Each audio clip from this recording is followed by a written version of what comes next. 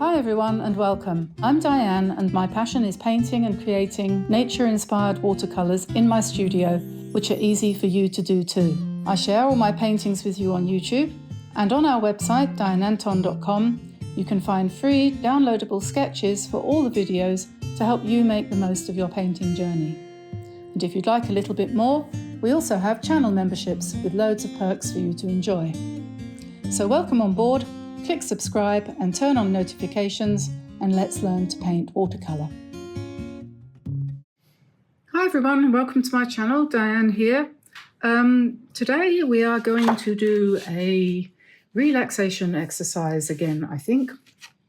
And today I'm going to use my etcher pad of watercolour paper here. I'm going to be using my Kuretake, Art Nouveau paints. But if you don't have this set, don't worry, it doesn't matter. You can use anything. If you've got the big Kuretake set, like this one, the 48 colours, that's widely available. You can get that on Amazon, no problem. Whereas the Art Nouveau one's gone a little bit quiet. I think they're waiting for the boat to arrive from Japan. Anyway, eventually it will come and you'll be able to treat yourself. But for the time being, you can use that, or you can use any ordinary paints. Somebody asked the question the other day, actually, why do your paints look so much more vibrant than mine? That is to say, why do my paints look that much more vibrant than hers?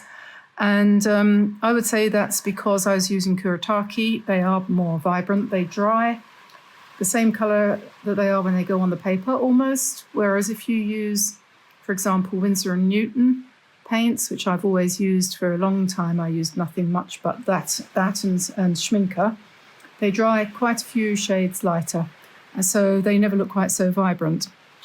Also, it does depend on how much water you're using. The mixture of pigment against water affects how vibrant something looks. So yeah, it's partly to do with that. So yes, okay, so the colours I'm going to be using, I've chosen from, get rid of my coffee cup, it's empty, sadly. I've chosen from the Art Nouveau set these colours here. This is a sort of, if you're using ordinary paints, this would be raw sienna. This is a kind of olive green. This is raw umber. This looks more than anything like a quinacridone gold, this one here.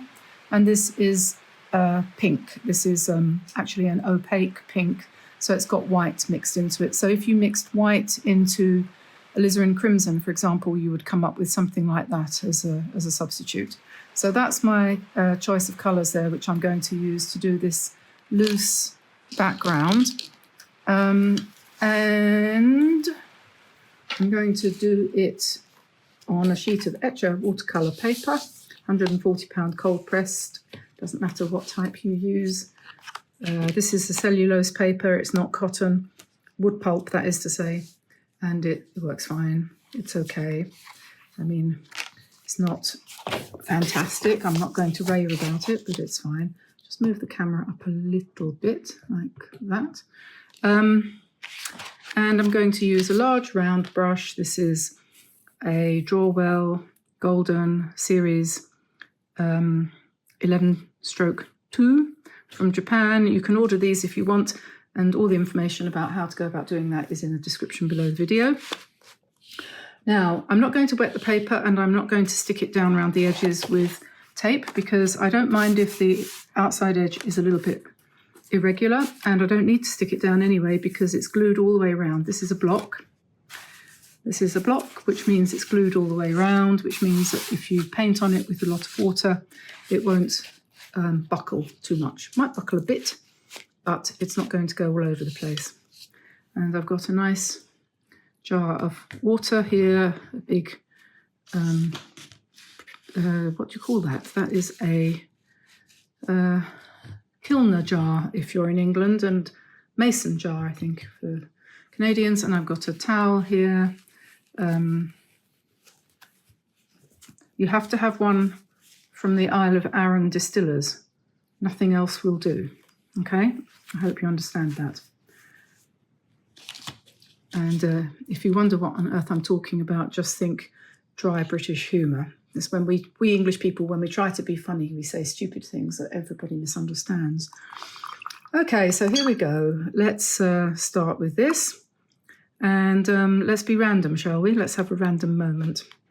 I'm going to just put the colours on in a way which is reasonably loose and pleasing, and try not to think about anything serious. Maybe I'll think about what I'm going to cook for lunch. Actually, I've already cooked it. The soup is maturing in the saucepan at the moment. Isn't it funny? Have you noticed that? How when you cook something the next day, it's often better than it was the day that you cooked it. I suppose the flavours just mellow a little bit. This is a very nice green. I love that colour.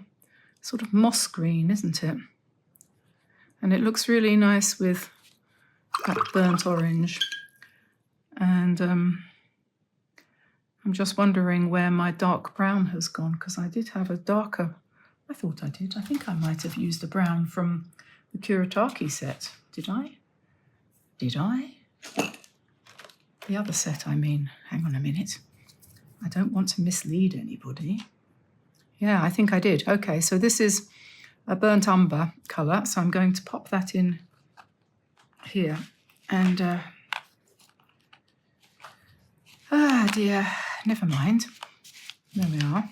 So I do need a little bit of something a bit darker. And if it looks like I'm not making it up as I go along, it's because I did one earlier, which I quite liked, and I'm trying to get reasonably close to that. So that's why I'm being a little bit less than totally liberal here. I'm just, you know. Oops, that's dark. Oh, that is dark, actually. How did that happen?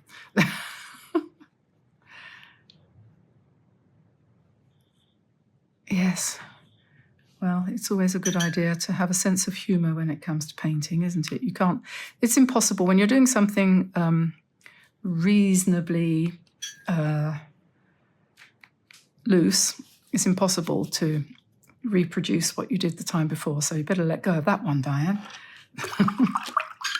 It's interesting that when you put this pink in and it blends with the other colours like the green and so on, and you see that happening, it doesn't stay pink. It no longer looks like a baby's matinee jacket. It turns into something a little bit more sophisticated. These colours are so beautifully strong. I'm sure I haven't even begun to get close to what you can do with these colours.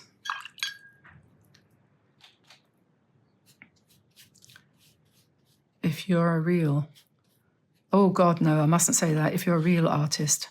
No, I am not Tracy Emin, but I'm still an artist. Okay, everyone happy now? I don't know. You know, it's labels. You know, don't do that. Don't label things. That's the thing. That's what I say to myself. The good thing about painting is, isn't it, that it takes your mind off of things. So, you know, it's hard to worry about the fact that this year you're going to be ticking over to another decade and you actually didn't want that. It's hard to think about those sorts of things when you're trying to concentrate on what colour to put on the paper next. So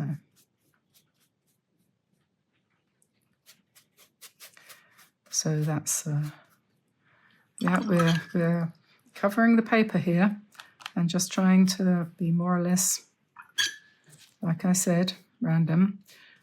And then I'm going to doodle on here, I think, and see what happens. Oh, that's a nice contrast there. We put some good green down the bottom.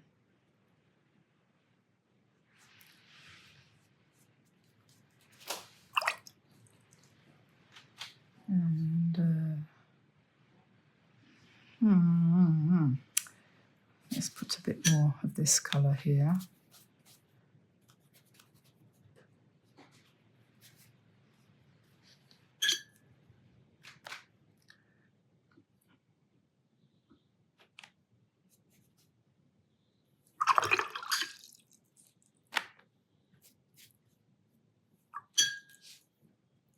When you're going to doodle on something, you will want areas on the painting that are nice and strong, nice dark areas, so that, you know, your white and gold and so on, if you use that, are going to show up really well. I just thought I would put at the bottom here a curved shape. I don't know why.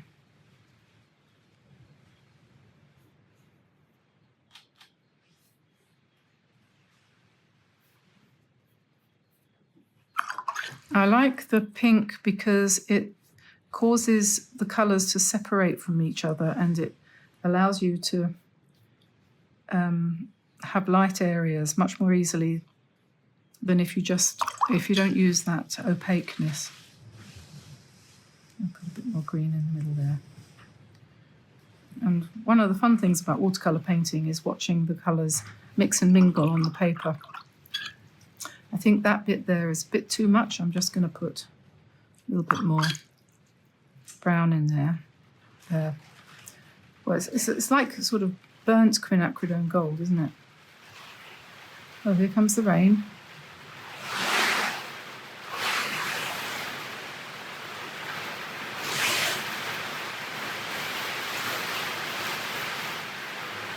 I think it's hailing. Okay, I just wanted to show you this. One of these paintings here is still wet. I just finished it and it's not dry yet. The other one I did yesterday and it is completely dry. And I don't think that I can tell which one's which, actually, looking from above on the camera here. So I just wanted to show you that because I keep saying that when these paints are dry, they're not really very different from what they are like when they're wet. And I think this more or less shows that to be the case. And the reason why that's useful is because if you are trying to paint anything vibrant, or if you're trying to get close in tonal value in order to, you know, make a painting that's got some element of realism about it, it's really hard to have to take into consideration how much lighter it's going to dry when it's dry. This has been a bugbear of people using Winsor & Newton or Schminke or Daniel Smith paints or all of those traditional ones. It's been the big bugbear for as long as I've been alive, that's for sure, and probably much longer than that. But these paints are much easier to predict what they're going to dry like. I think they must have done something to them that made them like this, obviously. I think that must be the case. So anyway, that's one of the best reasons for using Kuretake paints. Okay, so I've been looking at some ideas for what to do next, because you have to have something in your head, don't you? Even if it's going to be kind of intuitively done. And I'm going to use some sort of Australian Aboriginal art inspiration here. I've been looking at a few of their wonderful creations, just to give me a starting point. I'm going to use 3 round brushes probably to first of all do some paint on top of this paint, and then I'm going to finish up with some ink and see how that goes. So I've got a 3, 5 and 7 here, 3 different sizes of round Drawell brushes. I said it all before about where to get them from, so I won't repeat myself in the description below.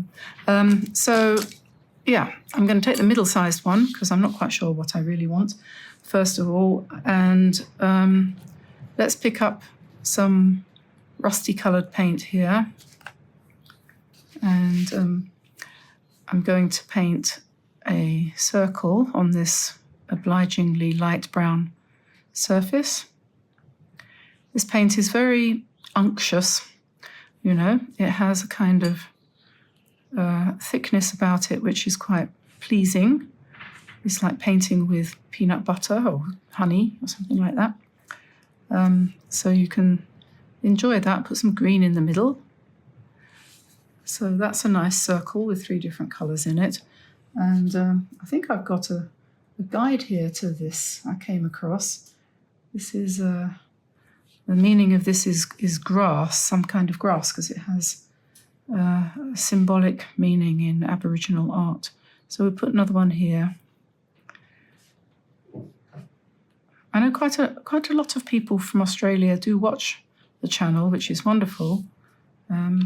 So maybe you might even find this a little bit interesting. So I'm going to just do some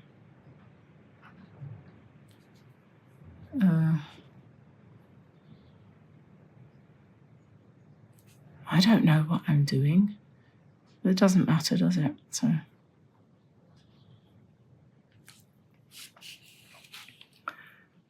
I think that was meant to be a sort of U shape like that. Yes, well, whatever. The thing is, when you're doing doodles, you can always come in and go over the top of it. Straighten it out, doesn't matter. So let's have some more.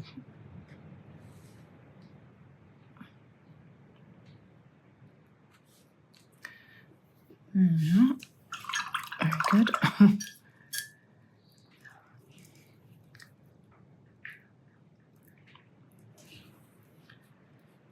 Let us paint a wavy line.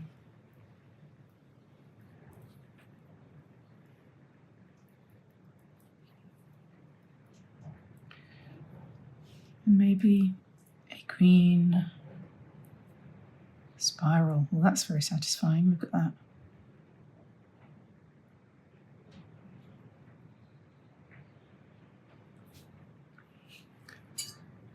I like that colour green.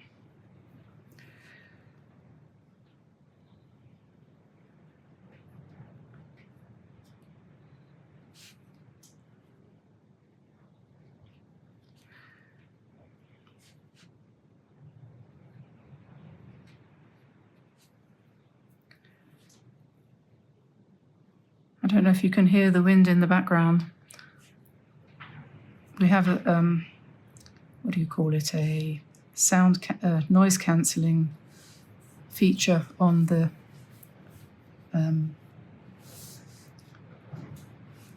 editing, so it cuts out the background noise to a certain extent, in fact, largely. But it's very windy out there today, so you might be able to hear something, for which I'm sorry.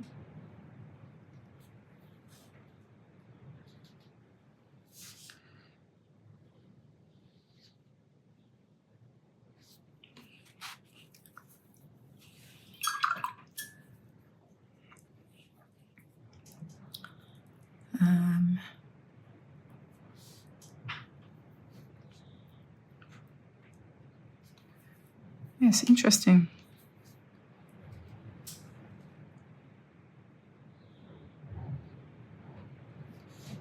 I don't know anything about Aboriginal art, really. The only thing I know about Australian Aboriginal culture, well, I know a little bit, but not much. And I do know that they're very good at remembering things.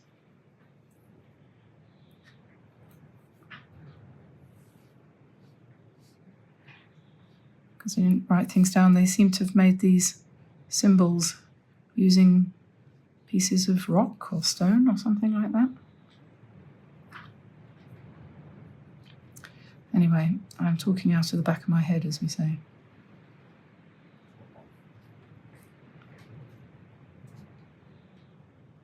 These quite rich brown, rusty colours are looking quite good on top of the background.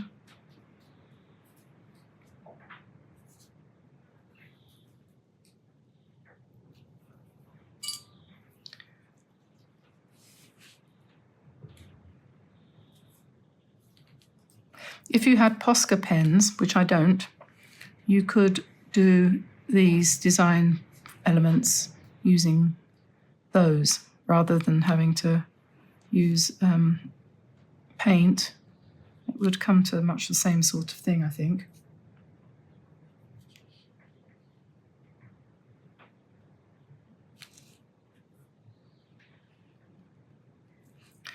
probably, although this might be a bit more organic, maybe.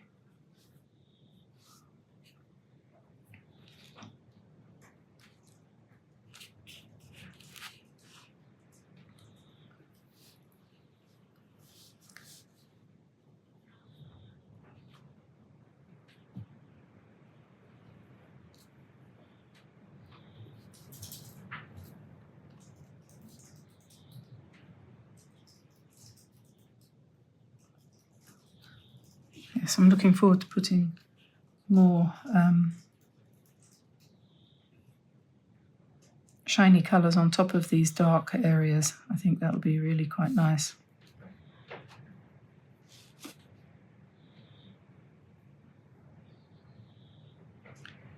So I discovered that some people are calling this kind of painting intuitive, which I suppose just means that you follow your inner voice or something.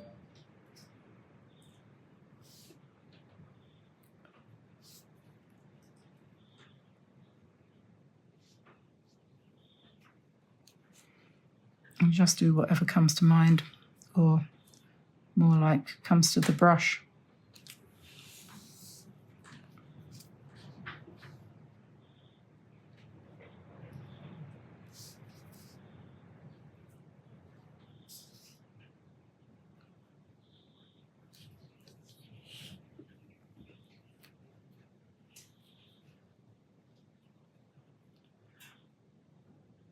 A good way of starting this is really to follow the lines that the paint created for you underneath. That sort of takes some of the decision making out of it.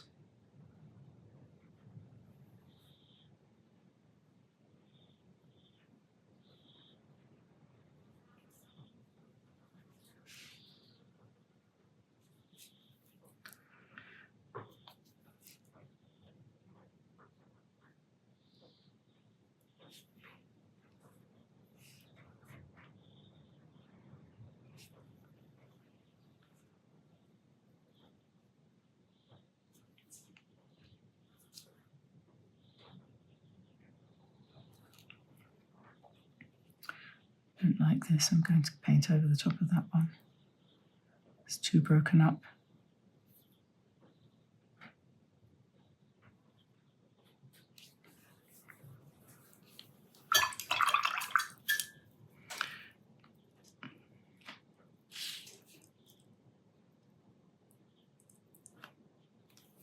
This one just wants to be painted gold.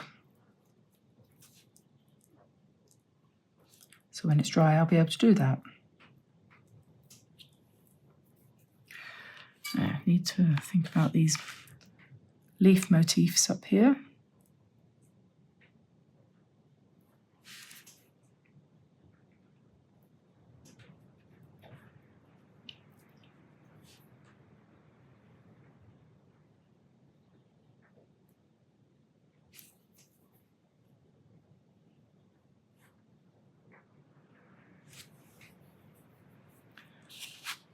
Okay, and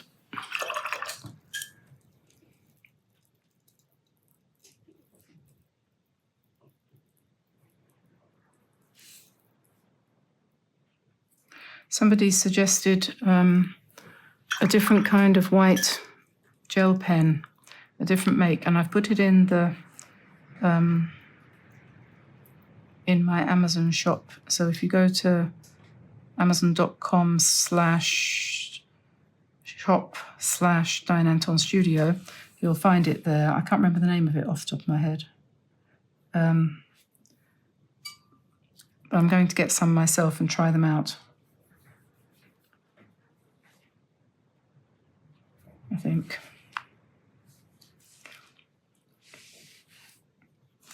Yeah, these little parallel lines like that are really quite effective.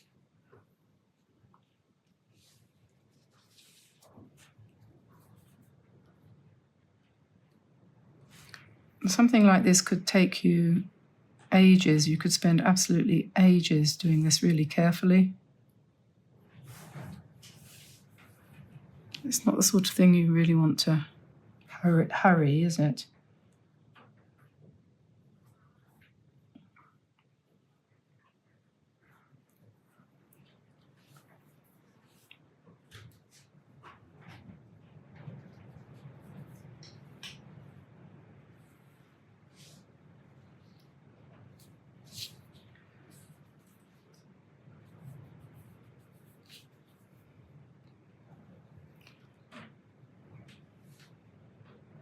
Look at that. That's good, isn't it? You can take this opaque, creamy coloured paint and you can paint over the top of dark brown, and it actually works.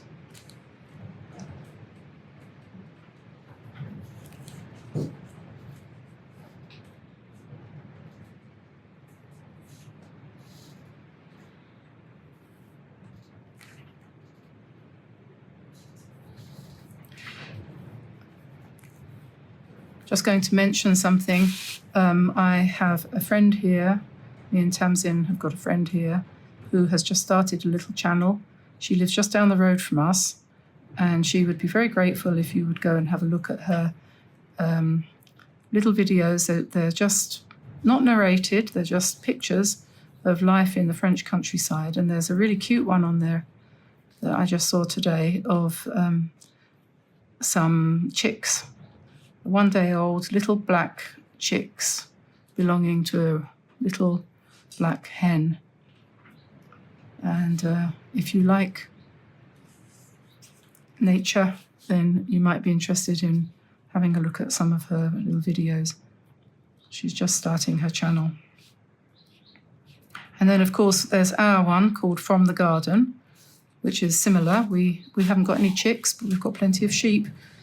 If you're ever in need of a nice sheep, you'll find them on our channel at From the Garden.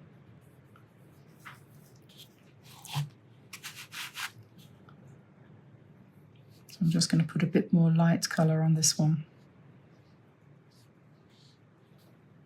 This is all very experimental.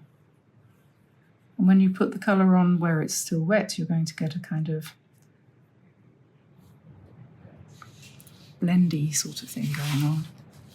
It's quite exciting, isn't it?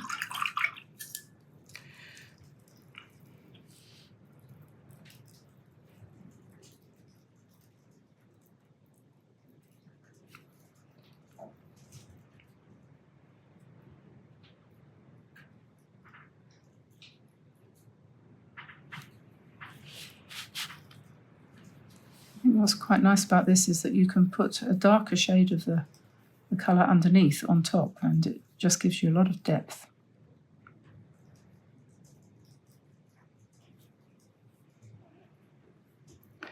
Personally, I'm quite bored with the whole idea of painting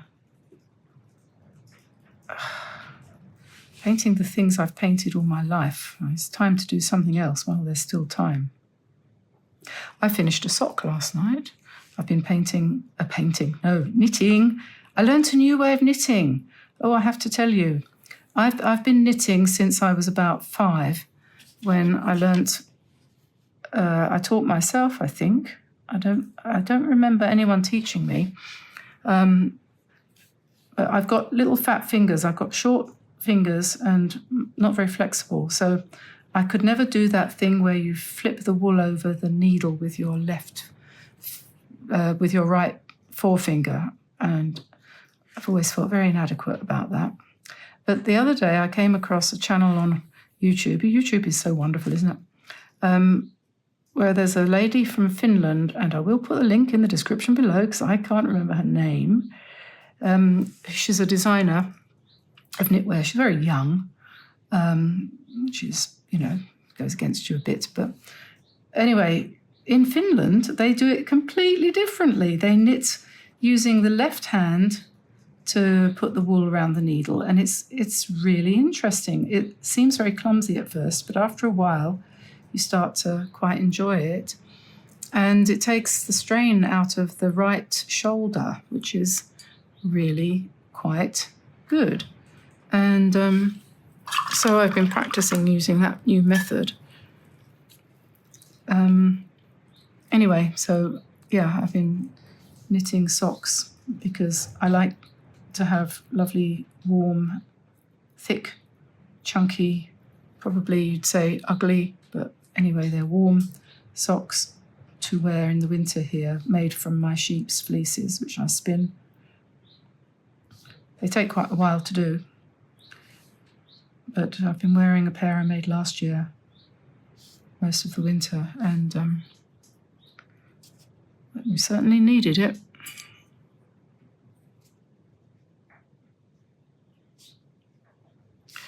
Yeah.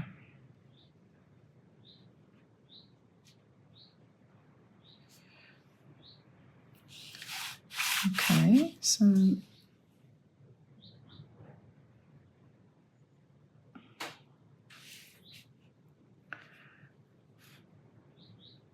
it's kind of gets to the point where you sort of think to yourself, should I stop here? I think I probably will stop quite soon and go on to the pen work. Not that you absolutely have to do that. Pen, you know.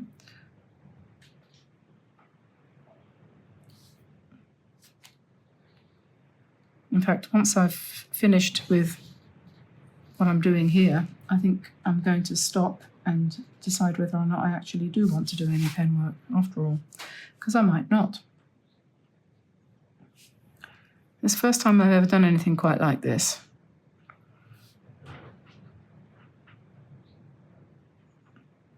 Using the, you know, these kinds of motifs.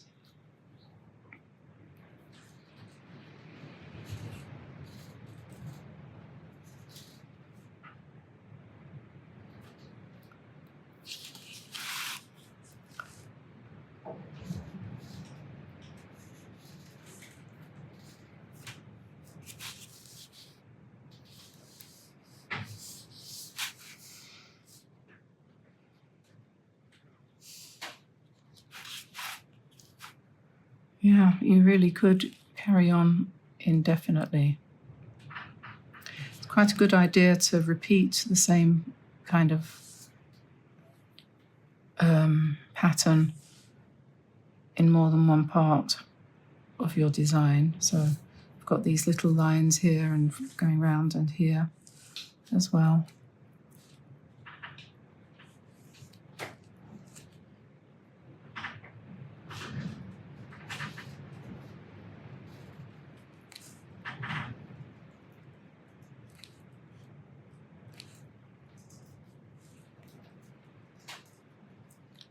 Two colours on the brush at the same time there.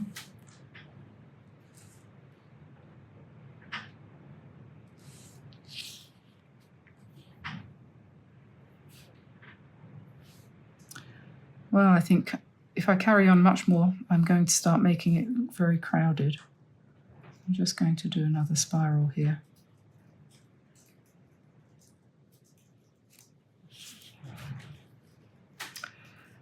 And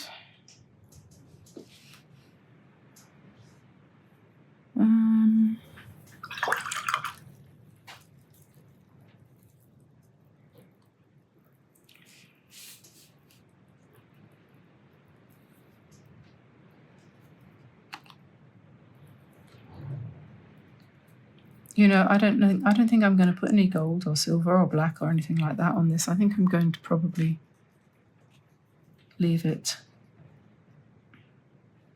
You can do, with this Kuretake paint, you can do nice little dots like this too. Surprising, actually. You can do big dots and really quite small ones. You just need to load the brush quite well. So there's plenty of paint on it, and you can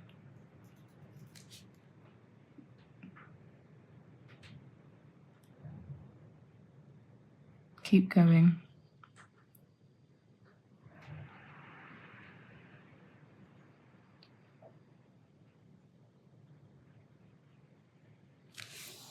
Yep, you can do that.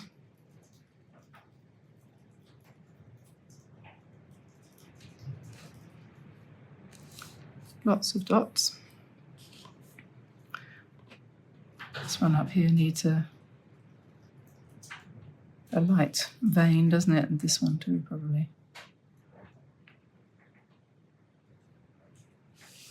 Maybe this one.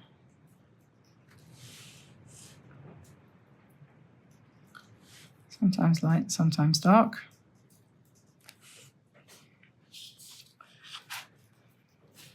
I think probably we need something here.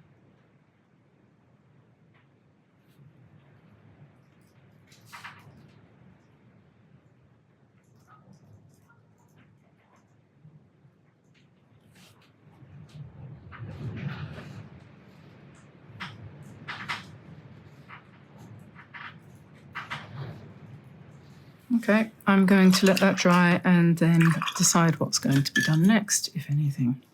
Okay then, well, I think I'm going to call that done for the moment. You could obviously continue to work on that quite a lot, and there's thousands of different ways of interpreting this, absolutely limitless. There's no question about it. I could come in with some gold and silver pens or some bronze or something like that, or even ink, shiny ink, or just black ink or something, but I think I'm going to stop there and call that a day and see what you think, basically. So I'll let you go. Don't forget to like and subscribe, turn on notifications, and I will see you here again very, very soon. So bye everybody, bye for now, bye-bye.